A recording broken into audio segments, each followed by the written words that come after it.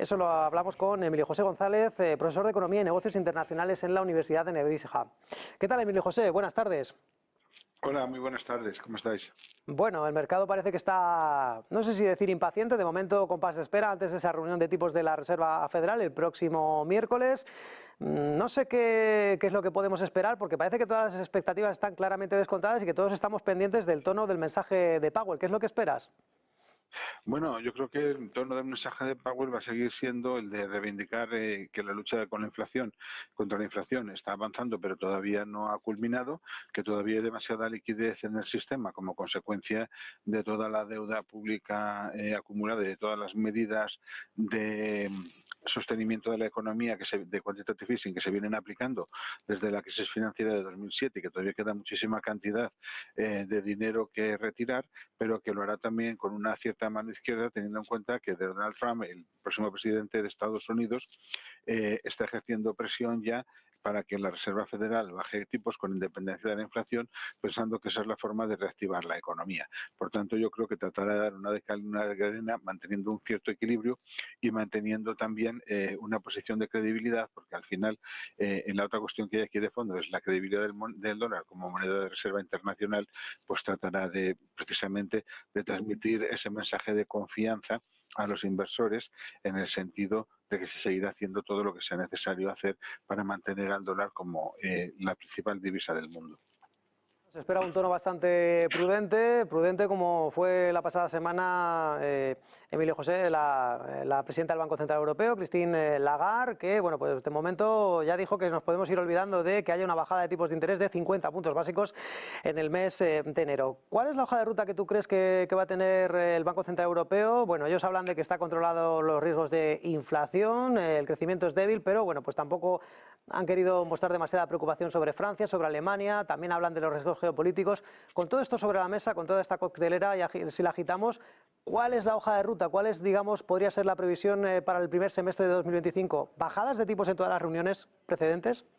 No, yo no creo que vaya a bajar a tipos en todas las reuniones, en primer lugar, porque aunque la inflación ya está en el objetivo a medio plazo del Banco Central Europeo, que es en el entorno del 2% anual, todavía no está nada claro que se haya concluido la lucha, porque estamos viendo en los últimos meses repuntes de la inflación y porque además también todo el exceso monetario que provocó que provoca los procesos inflacionistas sigue aún presente, sigue habiendo gobiernos que están gastando más de lo que están ingresando y por tanto generando más liquidez a través de los programas de emisión de deuda pública y eso todavía está pendiente de controlar. Sí que es verdad que por otro lado hay signos de debilidad en la economía europea, especialmente en la economía alemana, que parece que apunta a una posible recesión el año que viene como consecuencia de la caída de la demanda en China, pero también hay una cierta prudencia en el sentido de que los gobiernos europeos hoy están muy endeudados y que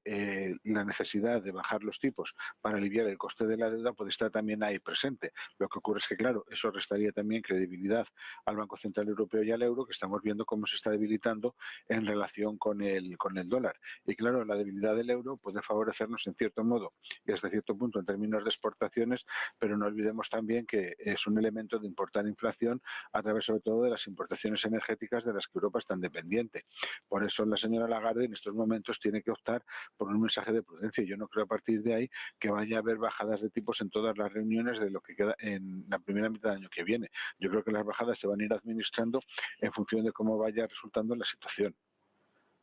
¿En qué medida la crisis política en Francia y en Alemania puede descalabrar las proyecciones del Banco Central Europeo? Estamos hablando de bueno, pues un gobierno que todavía no está formado, solamente hay un primer ministro y aquí estamos también pendientes de esa moción de confianza de Olaf Scholz con unas elecciones, es decir, todavía en las dos principales economías europeas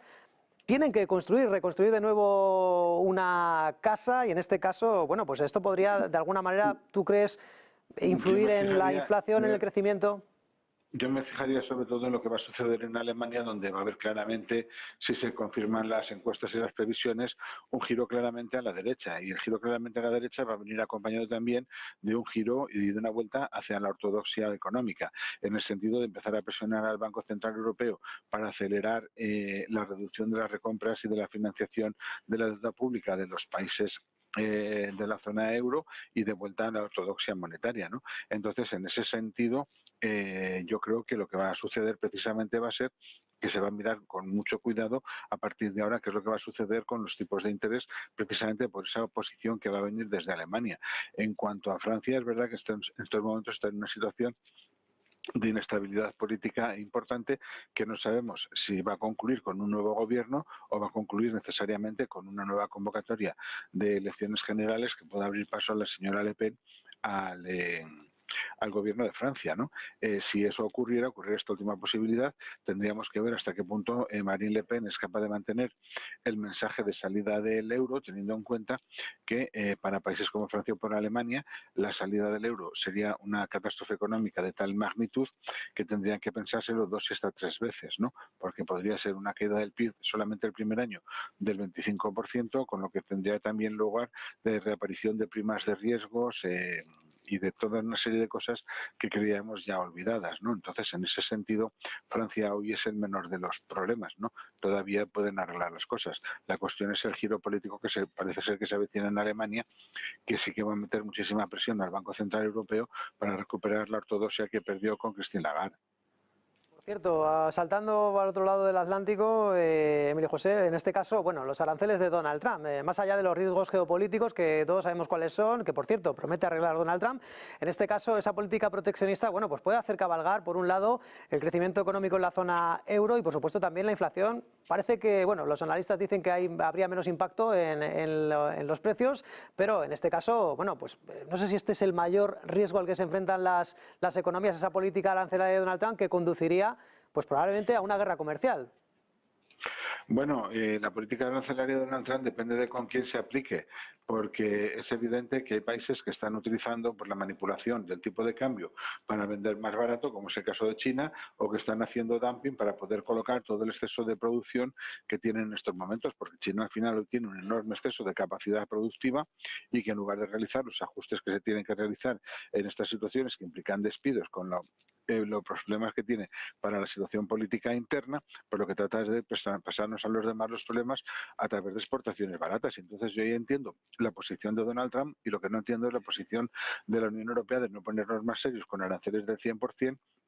al arancel al aluminio o a los vehículos eléctricos como 3 ejemplos de industrias donde tendríamos que ser muchísimo más serios, porque tampoco tiene mucho sentido que vayamos a tener unos competidores tan fuertes, en el caso de España, por ejemplo, que van a acabar con la industria de automoción española solamente para no enfadar a los chinos, ¿no? Otra cosa después es cómo van a ser las relaciones comerciales entre Estados Unidos y Europa, en el sentido de que Estados Unidos pretende vender a Europa cosas que por la normativa europea no se puede vender. Tenemos productos que están protegidos por la denominación de origen, como es lo que tiene que ver con la industria agroalimentaria, y los americanos, por mucho que se empeñen, no pueden vender salchichas de Nuremberg fabricadas en Estados Unidos porque tienen una denominación una protección de la denominación de origen, ¿no? Entonces ahí vamos a ver cómo se puede llegar a alcanzar un acuerdo, porque precisamente la industria agroalimentaria está en el centro del debate. En parte porque Estados Unidos no se ajusta a las prácticas de protección de alimentos y del consumidor que se aplican en Europa, pero en parte también porque ellos están queriendo introducir cultivos propios del ámbito mediterráneo, como es la oliva, y generalizarlo, ¿no? Protegiendo su agricultura frente a las importaciones europeas. Entonces, ahí la circunstancia va a ser un poco distinta, ¿no? Y lo que quedaría por ver también después es si Donald Trump va a retirar todo el programa de ayudas a la producción de vehículos eléctricos y de baterías eléctricas que puso en marcha Biden, teniendo en cuenta que ya puede proteger ese sector a través de los aranceles, ¿no? Pero yo creo que ahí el futuro va a ser incierto y todo depende de si la administración Trump establece una estrategia inteligente de no pelearse con todos al mismo tiempo, porque entonces no le saldrán las cosas, o si la estrategia va a ser más bien tratar de recomponer algún tipo de alianza con europeos y japoneses, porque va a necesitar su apoyo si su principal enemigo es China. Por cierto, ya para terminar, aquí, bueno, pues parece que todo conduce a una inequívoca negociación entre las autoridades europeas y las autoridades estadounidenses. La cuestión es, ¿habría que negociar, Emilio José, desde el minuto uno o, bueno, pues tensar, lanzar algún mensaje fuerte desde Bruselas con advertencia de represalias, o reunirse desde la toma de posesión de Trump y que les revele los planes que tiene con los productos, bienes y servicios europeos? Bueno, yo creo que si Trump es el que quiere renegociar, hay que esperar a que haga el primer movimiento, pero nosotros, pues ser diplomáticos, recibir bien su nombramiento, recibir bien la llegada de su nueva administración y mandar un mensaje de predisposición a sentarnos a hablar, que no implique en ningún momento ni una sensación de claudicar ante el gigante estadounidense, ni una sensación tampoco de hostilidad, porque no olvidemos también que sobre la mesa hay en juego otras cosas, como es la defensa europea, que es un elemento tan esencial, puesto que se cae Ucrania, lo siguiente que viene serían Polonia, las repúblicas bálticas y después Alemania. Y nosotros los europeos no estamos en estos momentos preparados para asumir nuestra propia defensa si no es con la ayuda de Estados Unidos. Luego eso también hay que ponerlo en el platillo de la balanza de las negociaciones entre la Unión Europea y Estados Unidos. Emilio José González, profesor de Economía y Negocios Internacionales en la Universidad de Nebrija. Gracias y feliz tarde, feliz negocio. Gracias a vosotros. Buenas tardes.